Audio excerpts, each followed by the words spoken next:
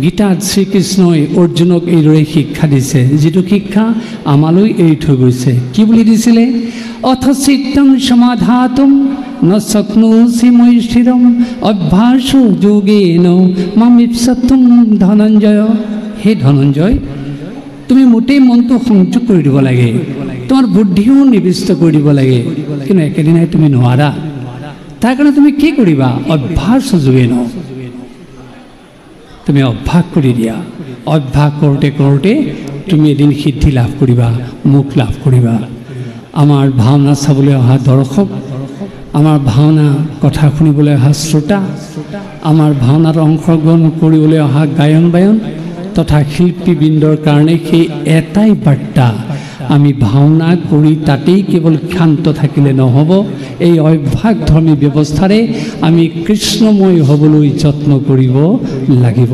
আৰু তেতিয়াহে আমি ভাওনাৰ যিটো উপাদেয় শিক্ষা সেইটো আমি লাভ কৰিব পাৰিম।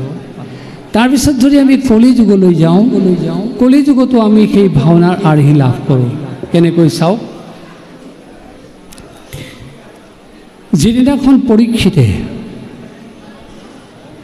এটা ভুল কৰাৰ পিছত, অজ্ঞাতে এটা ভুল হোৱাৰ পিছত তেওঁ অনুশোচনাৰে দগ্ধ হৈ গংগাৰ পাৰত বহি পৰিলে, তেতিয়াই 7 দিন 7 ৰাতি শুকদেৱক সন্মুখত লৈ তেওঁ ভাগৱত কথা শুনিলে।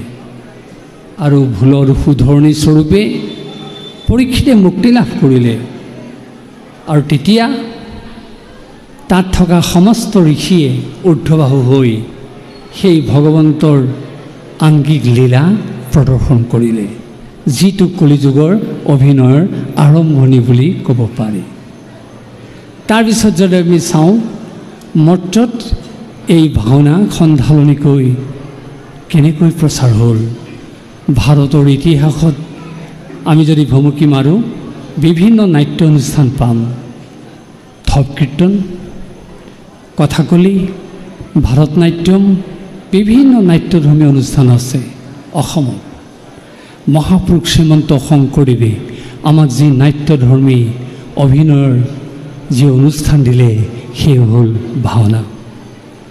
কিন্তু অসমত প্ৰতিষ্ঠা কৰা ভাওনা কোনো নাট্য অনুষ্ঠানৰ লগত তুলনা নহয়।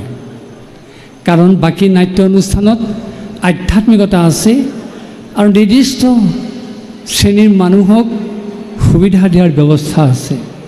কিন্তু অসমৰ ভাওনাই কোনো বয়স, কোনো শ্ৰেণী, কোনো সম্প্ৰদায় ভাগ নকৰাকৈ সকলোকে একেলগে তাৰ বাৰ্তা দিব পৰাৰ ব্যৱস্থা কৰিছে।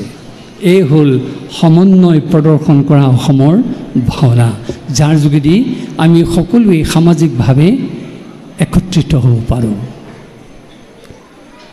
ভাওনা বুলি কোৱাৰ লগে লগে এই কথা ক'বই লাগিব, যিজন অধৰ্মী তেওঁক ধাৰ্মিক কৰাৰ শিক্ষা দিয়া হৈছে ভাওনাৰ যোগেদি।